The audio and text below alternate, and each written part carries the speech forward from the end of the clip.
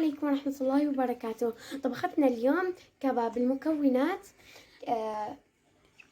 كيلو ونص دجاج، ربع كيلو دهنة الخروف، ونص كيلو من البصل، وليمون حسب الرغبة، ومعدنوس. وهلأ راح نحطها كلياتها ونخلطها بالخلاطة.